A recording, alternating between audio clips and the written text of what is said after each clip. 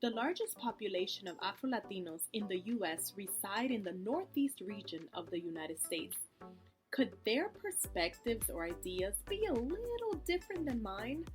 I live in the rural South of the United States, and I invite you to join me as we learn about the perspectives of those who have struggled and have attained success. This podcast is for those who want to learn more about issues of identity, racism, colorism, and culture. Each podcast episode will be in English and Spanish, so look out for all those episodes with odd numbers. They will be in English. The episodes with even numbers will be in Spanish. Please consider supporting this podcast by liking, providing comments wherever you listen to podcasts, such as Spotify, Google Podcasts, Apple Podcasts, Spreaker, and many others. Please share it with your friends, students, children, and others who may be interested in exploring these topics on culture. The podcast will be released each Saturday morning. Mark your calendars and stay tuned. So welcome! My name is Jennifer White, and I'm an Afro-Latina teacher in the rural South. This week's episode was recorded on my birthday. I'm so excited to introduce my mom's podcast today. My name is Ariel, and I am my mom's eldest daughter. Though I am not into the pop culture too much, I recognize that many in this generation love it and keep up with it. I'm still on TikTok all the time scrolling. Hey, Ariel, can you pronounce scrolling right, please? Okay. I'm on TikTok all the time scrolling. Okay, that's right. My mom's first interview is with an Afro-Latina who feels that her culture growing up was the pop culture. Welcome to episode 5 with Kendra Beltran, a fellow podcaster and a resident of Virginia, where I live now. My mom's so awesome. Oh, you weren't supposed to hear that. Thank you so much, Ariel, for doing this introduction today. I had the pleasure of spending the weekend with her in Virginia while I was at the annual Southern Conference of Language Teaching in Norfolk. This year, I had the honor of presenting the new 2022 Southern Region Teacher of the Year Award to Claudia Elliott. Congratulations, Claudia! If you are hearing, Claudia, besos y abrazos y muchas felicitaciones. Hey, welcome. I have here Kendra Beltran, and I'm so excited to have her. Kendra is actually my very first experience with podcasting and having a podcast interview with a total stranger. Like, I've never met her. This is the first time I ever see her, and I'm so excited to have her because I've read so much about her, and I just can't wait to hear what she has to say. So, Kendra, can you tell me a little bit about yourself, please? Well, thank you for having me. I'm honored to be your first guest. As you said, my name is Kendra Beltran. I am a podcaster, freelance writer. My podcast is called Crushgasm. Guests come on and we talk about the highs and lows of crushes, from animated crushes like Beast from Beauty and the Beast to more real crushes like maybe your first middle school crush that crushed your heart, things like that. And yeah, I live in Virginia now. I'm a California girl, and I just moved to the East Coast for the first time in over 30 years. I got 34 years of sun, and I said, you know what, time for a change. So now it's a snowstorm is coming, and I'm a little upset. Oh my goodness. You know, my daughter lives in Virginia. She just moved there. She moved from Alabama all the way to Virginia. So she told me today's her birthday, and she's like, Mom, it's going to be 20 inches of snow. And I'm like, what? 20 inches of snow? Oh my God. I'm glad I'm not over there right now. So I'm sorry that you're going to have to deal with that today. Yeah, we have to run our errands today, and because they said Sunday, Monday, try to stay off the roads. Oh no. Oh my gosh. I think that's a good thing if it doesn't happen a lot. You stay home and watch TV if the lights don't go out, you know. They said this area is kind of gets the least. We're about 2 hours out from DC. I think they're going to get a lot more than we are, hopefully. Yeah, that sounds good. All right, so Kendra, I called you and I contacted you specifically because you told me you were an Afro-Latina. And when it comes to being an Afro-Latina, I like to hear about people's journeys of, you know, were they ever considered that? Did they ever know that they were an Afro-Latina or an Afro-Latino? And I just wanted to know, like, first of all, like, your last name is Beltran. Where does that come from? Well, actually, like I grew up, my mom is Spanish and white, and she leaned more towards her white side, even though she looked Native American. She could have passed for that. And we didn't grow up with any type of accent or anything. So I didn't know my name had a roll to it and like the Beltran until I had a Hispanic substitute in elementary school. And they called roll. And I was like, wow, they said it so different. And then I kind of was like, well, I guess my nana and tata are they're Spanish. So I was like, okay. But yeah, it does come from my mom's side. I'm actually really lucky because my mom gave me not only life, but she gave me two brothers. And my older half brother, he got his father's last name, and my younger brother got our dad's last name. So I'm the only Beltran of the siblings. Wow. And Beltran, do they have an accent on the A? Did you ever know if it was like that or it's just with an A with no I accent? usually would say Beltran, and then Beltran. now I'm Okay. like Beltran.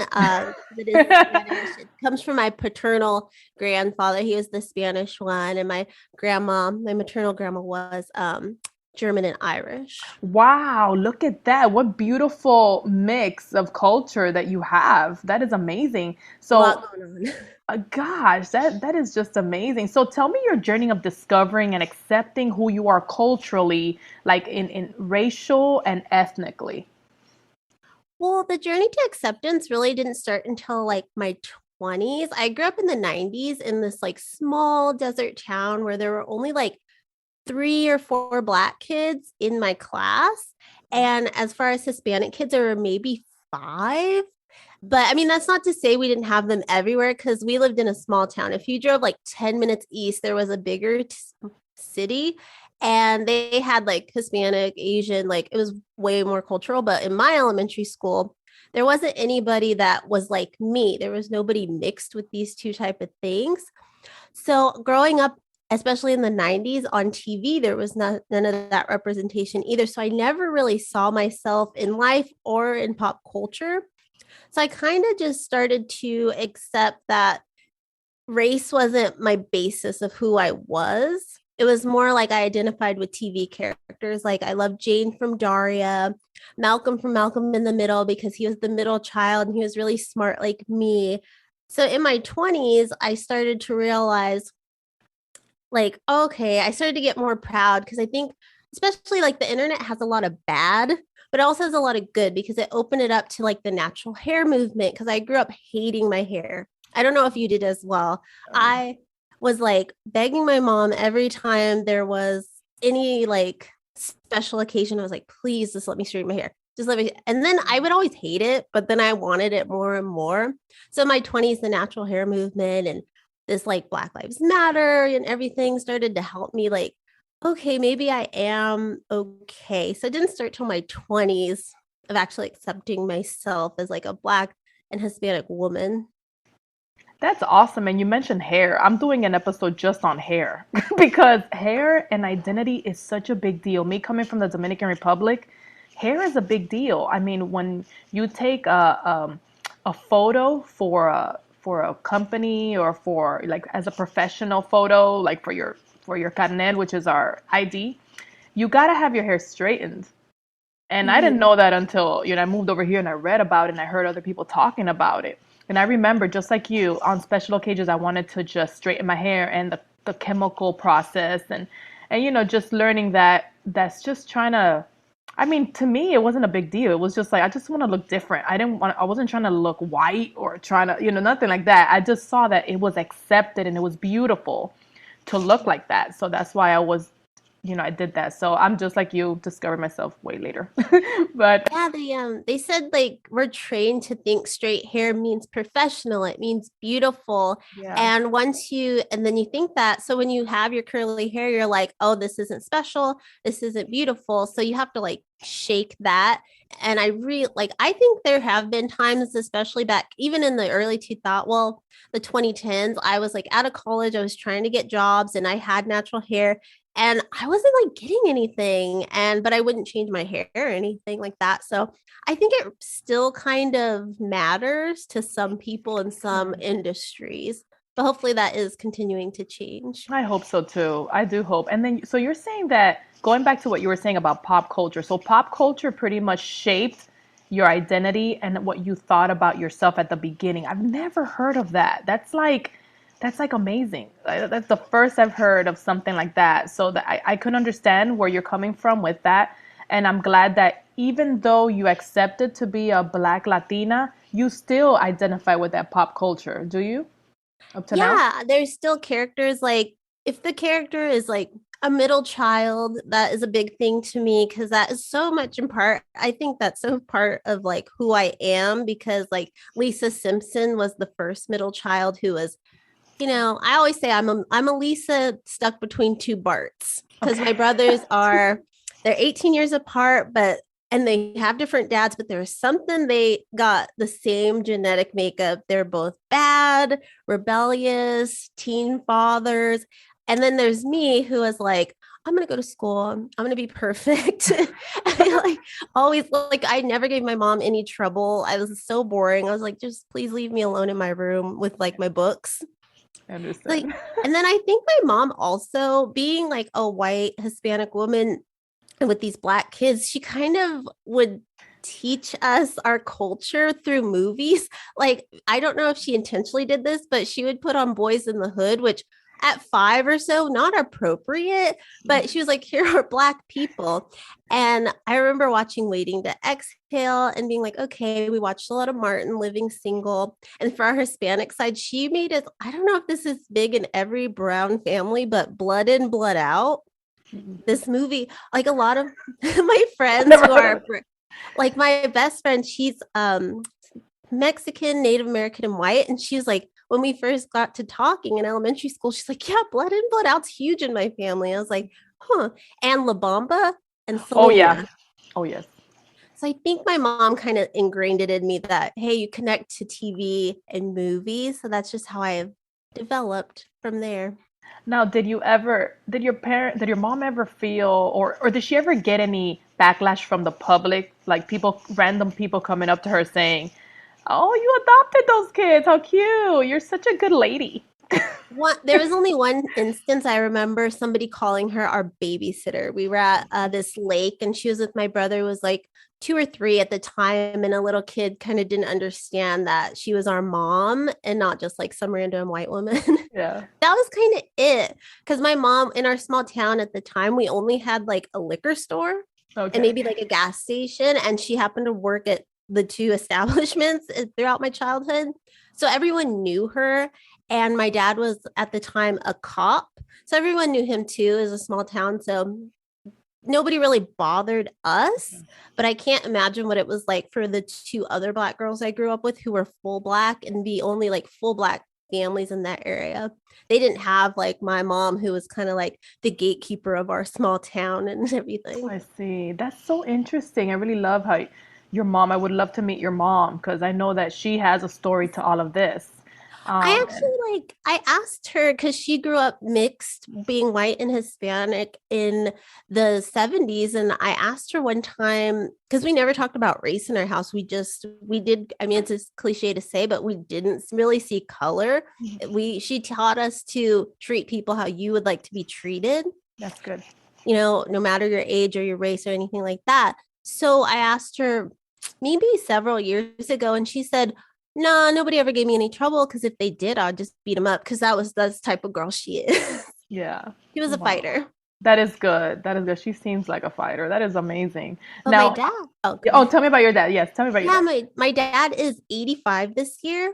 So he's a lot older than my mom, 20 some years older. So he actually did grow up during the, segregation era. So his stories are insane to hear about. And whenever he gets to talking, it's really interesting because he grew up in Texas. So he grew up in the South, and his stories of having to go into the back door of buildings and being, picked on. And then he became a cop, and he was one of 2 Black officers at the time. And he said he still received so much, crap for that. So it's interesting. Yeah. Wow. I love hearing those stories. And it's really important for us to ask our parents, our grandparents, those questions. Because when they're gone, they're gone. It's like we can't get it straight from their mouths. And that's what I regret about my granddad. He passed away. He was in the Dominican Republic. He was extremely dark skinned. We call it blue black. And he spoke perfect English. And growing up, I did not understand how he spoke perfect English until later that he died. That they told me, oh, last name is Clark, of all names, last name is Clark. Started investigating and about Dominican Republic, that there was actually a colony that everyone's last name was English. And they came from the Underground Railroad. And I'm like, what? That is amazing. But hey, how do I investigate that now? I have no clue if my granddad really did come from the Underground Railroad. I have no clue where he comes from. Everybody died already. So all I could do is just find my genealogy and try to figure that out. But it's like all these mysteries about your life that it's good to know now while you're alive, right? But Yeah, because everybody predate, I mean, we call them boomers or whatever their generation and everything. They didn't have the internet. And today we document so much of who we are online that, future generations are going to be able to just pull up everything. And, that's not the case with our moms and grandparents and great grandparents. Unfortunately, I wish I could know more about that era. It's as horrible as it was. It's interesting. that's true. That is so true. So true. So right now, you being a grown person, who receives you best? Are you living in Virginia or even in California where you grew up? Who receives you best? Do you have a particular group? Like for instance, here in Anniston, Black people look at me and automatically they think I'm Black, so I get the nod. I get the Hispanics don't give me the nod because we don't do nods. But if a Hispanic sees me, sometimes they don't know if I'm Hispanic or not until I open my mouth and say hola. But they really don't see me as a Hispanic. If my hair is curly and I have mannerisms as an English person that speaks English or an American, they won't receive me that way. So just by looking at you, how do they receive you? Who receives you okay? Who doesn't? Who rejects you? Which is a hard question, but I think the nod is definitely a thing. I distinctly remember the day after Obama won his first presidency. I went to a taping of Jay Leno, The Tonight Show, and I had passed this older Black gentleman on the street, and the nod he gave me was the most proud Black nod of my life. Like I still remember all this years later. But yeah, Black people for sure. My dad was very nervous about me moving to Virginia. Every time he calls, he's like, have you seen our people?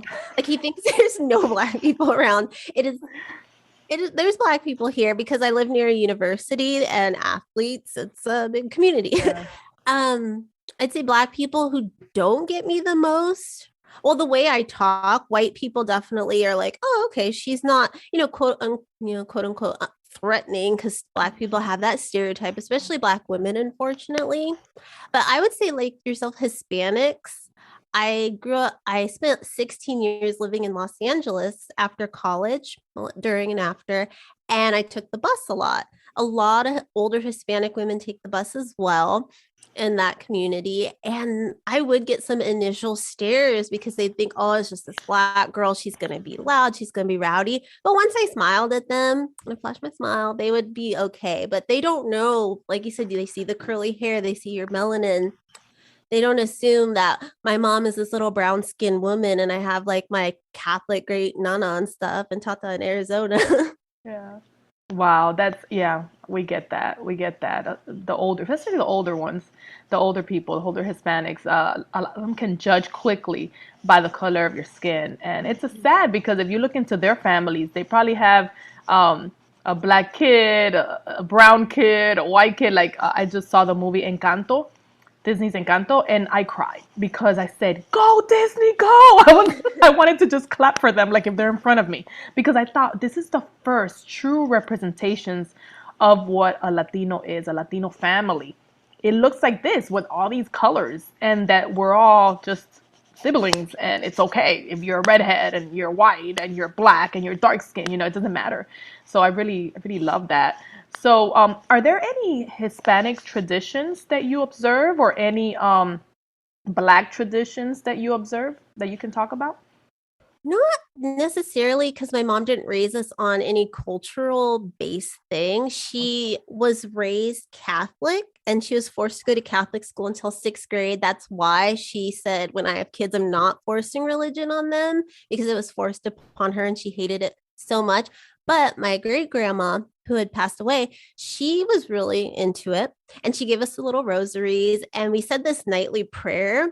And even though I'm not religious, to this day, I will still say it sometimes before I go to sleep, just because it's like ingrained in my head that tomorrow I'm going to have a good day if I say it. So it's probably the only thing that I've kept of that. In Black, my dad was in and out as a kid, so we never got any of that kind of experience, unfortunately. And it makes me sad today because even though again I'm not religious, I would have loved to have gone to a Black church. I think that is the coolest thing. You could still do. Virginia has those. Yeah, like that experience, and the big family barbecues you see and you hear about. I did get to go to one family reunion in 2015 or so with my dad's side, and that was just like a shock, and it was really cool. Unfortunately, we were supposed to have one in 2020. Unfortunately, that had to be canceled. Oh, that sucks. That's not good. Yeah, because my husband is white and he was really excited to go because my dad's like, he could go too. Wow, that's so you have to try to go to one of those. And definitely, I'm gonna definitely hook you up with my daughter who is in Virginia. We're probably talking about the same town. I don't want to mention it, but we're probably talking about the same town that she's in because it's a college town.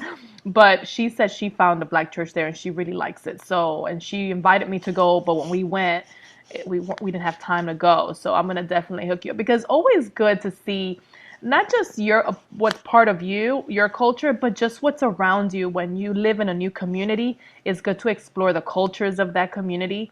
So I try to do the same thing here with living in Anniston, Alabama, where I try to embrace all the cultures that are here, which I can't find all the cultures. But one time I did find a Samoan celebration, and they were like fire coming out of their mouth, and I was like, yes, gosh, yes. I was like, finally finding something that's not black or white, And and that's they always say representation matters, but it's like I think Black people have definitely gotten a lot more as the years have gone by, but we're still fighting for the Hispanic community, the Asian community, all these other ones, Native Americans. They don't have that on TV as much as we have. Yeah, that's true. And the Latin Americans have their own TV, they have their own Hollywood in every country. The problem with the representation there is that we don't see enough of the cultural variety. We just see one-sided of the Latinos. So that's why I'm so big on the Encanto, because I'm thinking, yes, beautiful. But right now we're watching a soap opera in my classroom called Go Vive a tu Manera, which is Go Live Your Way, and it's on Netflix. And it's like the people are so light-skinned. I mean, so light-skinned, beautiful people, gorgeous people. And then there's this one brown kid, and he's from Brazil. Oh, great. They're admitting that Brazil has, more Black people than white people. Yay. But it was like, okay, I noticed stuff like that because I'm always identifying. We're talking about identity. I'm always looking in a room and identifying. And not all the time. Sometimes I walk in and I'm just myself and it doesn't matter who I am or who anybody is. Walking into a room in college, well, like late high school and in college, I went to a lot of concerts and I was into the pop, punk, and emo scene. So you can imagine there's not a lot of darker skinned people. It's very white. Yeah. And me and my friend, the Native American white girl, she passes as white though. Like she's as white as a piece of paper. So she could blend. And we'd be like, there's one. And we'd count the Black people in the room. And I'd be like, oh, okay, there's another one. And you kind of look at them like, please look, acknowledge me. And then being in Los Angeles, there were Hispanic kids there. Pretty like a good amount, but again, they didn't see me as part of their world. They were just like, oh, there's another Black girl, or there's the one Black girl that's always at the shows. Yeah, and I felt the opposite of that, being around all Black people and looking around and saying, hey, is there any Latinos around here? I was just thirsty to hear my music, thirsty about eating some food that someone else prepared. I love the Black culture. I learned to love everything about where I live. But like when I first got here, it's that I had just moved from Miami, Florida. So you can imagine everything's Cuban, everything's Latino, all the music, the loud music, the crazy folks, people talking loud, people honking. To come to a place is very reserved. People are different. People tell me Black people like watermelon and fried chicken, and I'm looking at them like, what the heck is that? I eat fried chicken and watermelon too. What's the deal? What's the story behind that? But that's what I'm saying. It's like I always was yearning for that. But is there It's anything funny. else you want to share It's with us? funny you mentioned music because I grew up going to like swap meets, and they were like the people that sold music sold like the Spanish music, so you always hear that and so that was like comforting to me. So and after college, I moved to a city called Van Nuys, and it's very Hispanic heavy, and they would like bump that music, and it was just like a comfort from like childhood. Yeah, that's definitely it. Now, when I came here, and the majority of Hispanics here are Mexican, so I had to learn about the Mexican culture, how they speak, to try to understand when they're speaking fast, when they have that drawl that they're mumbling. I had to try to learn all that stuff, and then for people to to assume, oh, you're Mexican because you're speaking Spanish, or oh, you don't know how to cook a burrito, you don't know how to make a guacamole? No, no, I don't. Do you know how to make what's that called from Louisiana? A gumbo? No, I don't know how to make my gumbo. Well, I don't know how to make a burrito. Like, please stop putting me in a category like that. I'm from the Dominican Republic. That's like the Caribbean, and even then, I don't know how to make everything that the Dominican Republic provides because I grew up there and then I left and then now I just got to look at the internet to teach me about my culture that I forgot some of it. It's like kind of sad, but I'm so engulfed with learning about culture that sometimes I forget about my own. I'm like, oh, let me go find out the news about Dominican Republic. Let me go see what they're making for Easter. Let me see what they make for Christmas. Let me, remembering my mom's traditions and my dad. So just can't forget those things because my kids have to learn it too. So, but is there anything else you want to share with us about identity, cultural identity, race, ethnicity? I think you had mentioned like have I ever been like confused for a different race or something? Oh, yes. And for sure, I got Puerto Rican before, but the big one was I took the bus a lot, and there was this man, this Hispanic man who swore I was Colombian, and I was in my 20s, and like in Encanto, it's in Colombia. I didn't know there were black people down there, so I was like, "What is he?" I thought you think I'm like Hispanic because you think of Colombia, you think Shakira or something. I was like, Exactly. okay, let's not say I look like that. That's a little much. Like she's up here. Come on. Yeah. I was like flattered, but yeah. So those were the two, and I think for identity, I think it's like one of those dice from like Dungeons and Dragons with like the 20 sides. We have not only our race, but we have our sexual orientation, our religion, our likes, our dislikes. I think you shouldn't put so much clout into one area of what you are and what you identify as because it all makes you up and it all makes you wonderful. It's so true. It is so true. And because that subject is so broad, that's why I only focused on the racial and the ethnicity, only because I'm a Spanish teacher.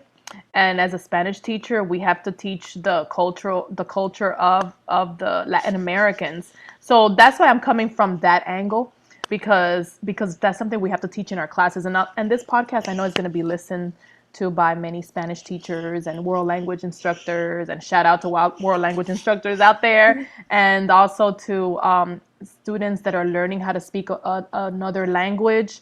And sometimes that cultural part of it is something that could be missing to bridge that gap between them and another culture, because if you could learn a language and you don't know the culture, you could miss a lot. You get beat up. Yeah, I saw Denzel Washington. He was asked recently why like he wanted a black director on his film and why it's important to have people. And he's like, it's not about, he's like, yeah, Steven Spielberg is a great director, but when it comes to it, he doesn't know the culture. He's not going to know the importance of hiring a black hairdresser and why that's important, or a black, makeup artist because they won't know the skin. So he's like, it's more important that our directors know our culture instead of just like the art form of. So That's true. And I didn't want to bring this up, but like there's this movie called In the Heights. I don't know if you've heard of it, but a lot of people talked about how it's missing the dark skinned Latinos that were the stars of the show. It's like there's none of them that are dark skinned. And a lot of people are like, well, the director is Asian, which is all good. I love Asian folks. But the director didn't know to put like a dark skinned person. Then they blame the creator, Lin-Manuel, but he's not the director. So it's like, okay, the director, like what you're saying, the director does play a big role, even though I know Lin-Manuel played a big role in saying what he has to say. But, you know, on his defense, he probably never saw any dark-skinned Latinos, even though he grew up in Washington Heights. You know, I grew up there too. I'm trying to defend him because he's such a wonderful guy. Like, I don't want to talk bad about him because he's such a great guy, and he's putting Latinos out there, and he did come out in Encanto. He actually wrote the music and stuff like that, so I'm so glad about that. But this is one of the complaints in that movie was that what's up with the dark Latinos? The reason why people move to Washington Heights is because there's dark people. There's a black neighborhood, like there's a bunch of Dominicans over there. So it's like it's portraying the culture to be very mixed, and it really isn't very mixed at all. So, but anyway, I am so excited that you came and participated in my first podcast. Yay! And I hope I didn't butcher it. Oops. It's okay. It's all right. But anyway, I know it's okay. So I appreciate it so much. Thank you so much. If you could please tell the audience, where can they find you? If they want to follow you, please spell your name out too for anybody in that's listening to this podcast that may spell your name wrong, please. Well, it's Kendra Beltran. It's Kendra. B as in boy, Eltran. And you can find me at crushgasmpodcast.com. And there's a bunch and they have the socials, everything. I never remember like what, is it Crushgasm Pod or Crushgasm Podcast? Like I never remember all that for the handles, but you just go to crushgasmpodcast.com. You can find all the shows, all the blogs, all about the crushes. Yeah, that's so awesome. Kendra's been doing this much longer than I have. So I'm just a baby. She's probably a teenager in this now. I like a tween. A tween? Okay, a tween. I'll take that. I'll take that. So I appreciate you coming on. You didn't even know me, and you said, hey, I'll help you out. And I appreciate that because we really do need to stick together and support one another. So I appreciate you coming out here and telling us some deep stuff about your family because it's not easy talking about these personal things, especially things that you don't even talk about in your podcast. You're telling me these things, and now it's like, whoa, we know that about her. We know her daddy, and we know her mama. Well, thank you for having me. Always happy to help. I started my podcast because my white husband who loves podcasts, but I noticed it is a very like white male, straight male dominated world, and I was like, no. You have to mix it up, huh? Yeah, that's why on my show I allow the straight white males to come on from time to time, but I do try to broaden the spectrum because we all have a story to tell. You're right. I never even thought about that as I got into the podcast community. It's true. It's more males, white males. I didn't even go into it because of that. I went into it because I felt a yearning that I had to do something. I said, this topic needs to be talked about. And when I Googled Afro-Latino, I did see a lot of Afro-Latinos, but they were all like in Chicago, New York, up north. And I said, maybe there's nobody in the South. And maybe I could find someone from Miami. But someone that's representing my area here is like, okay, I think I can, contribute to this. So yeah, thank you for contributing. Thank you for representing. Thank you for having me. I appreciate you so much. Tell your husband I said hello, even though he doesn't know who I am. That's a Hispanic thing. You gotta leave with saying, okay, tell your mom I say hi, tell your dad, tell your husband, your dad, your kitties, your doggies, whatever you have at home, please tell them I said hi, saludos. And I hope to see you again. And I'm definitely going to keep in touch with you. So much success in your podcast. And remember, her name is Kendra Beltran. And find her on her podcast, which is Crushgasm. Please find her, follow her. And we're so excited that she was here. Thank you so much, Kendra. Thank for you. being here today. Adios. Okay, so Kendra, tell me 2 fun facts about where you live or where you used to live. You could tell me about California or about maybe Virginia, where you live now. Tell me 2 fun facts about that place. I'll tell you one about where I was born, and I'll tell you one about where I live now. So I was born in California, and I lived in this small desert town called Cabazon, California. You probably have passed through it if you've ever gone to the big music festival Coachella or the Country One Stagecoach. But we have those giant like dinosaurs that have been featured in the movie Pee Wee Herman. It's the ones he flies over at the end of the movie on his bike. You can actually go into them. It's a gift shop in a little museum. And they're really cool. And when they filmed that movie, my mom worked at the gas station right there as the Texaco, and she got to meet him. So that's cool. And then where I live now, it's Harrisonburg, Virginia. And I didn't know this, but I learned it recently. Rosetta Stone was founded here in 1992. Wow, that is so cool. Goes along with you being a Spanish teacher. There you go. That is so cool. I think that is amazing. That is really amazing. Now in Alabama, in Anniston, fun fact, we do have the biggest office chair in my city. That's like my city. That's the biggest thing that they have is a huge, a huge office chair. And I remember inviting a Zumba instructor over here from Belgium, and he said, "I want to sit on that chair." And I'm like, "Sure, we can make it happen." But no, because of insurance purposes, I couldn't get him to sit on the chair. So that's one thing about. Is it like outside, like the world's biggest ball Yeah, of yarn or whatever? it's outside. It's outside. And then another fun fact about Alabama is because of Alabama that the whole United States celebrates Christmas, because before Christmas wasn't celebrated in the United States, and then Alabama was the first state that began celebrating Christmas, and then people started celebrating Christmas. Isn't that cool? Yeah. I just thought it was like, I don't know, one day they were like, let's give presents. I was like, hey, so Christmas was all over the world, and then it came here, and I was like, yay, go Alabama. So I like to talk nice, positive things about where I am, because it's always good to know that you're in a good place, because you hear a lot of bad things. There's a lot of negative things about where I live, but I try to find the good things. So I'm so glad you found some good stuff from Virginia. That is awesome. Thank you for sharing that. You're welcome. Supporting this podcast by liking, sharing, commenting, and letting me know if you're listening by finding me on Spotify, Apple Podcasts, Google Podcasts, and anywhere you listen to podcasts. Don't forget that the next episode, for episode 6, the content will be in Spanish. So if you happen to be a Spanish student, check it out and see if you understand the content and practice listening. Be sure to compare the two because they are not exactly the same. Don't forget, when things are hard out there, they are not here to stay. It's only for a time. Jot these difficult moments down and go back to them later to notice how much you've grown because of your current struggle. Don't get bitter, get better. Find positive people to surround yourself with and laugh out loud. That is just like taking medicine. And don't forget to be kind to those around you. You never know when someone will need your smile and a compliment from you. Adios. Bilingual Kids Incorporated is hosting a summer camp for 2 weeks this summer. 1 week will be a language immersion camp and the other week will be a fitness camp. In both camps, students will be learning Spanish and learning how to eat healthy and engage in many fun activities.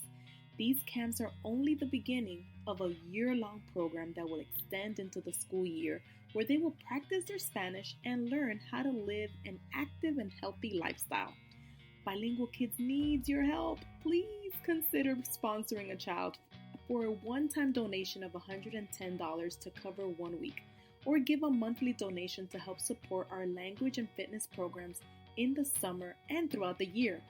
Bilingual Kids Incorporated is a 501c3 nonprofit organization which helps fill the gap of communication between parents, children, and their community while teaching children to speak Spanish, and provides services to Hispanic families.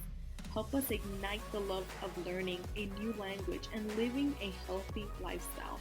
Donate today to Cash App Bilingual Kids with your name and email so that we can send you a receipt of your giving. Thank you so much for your willingness to help support our children.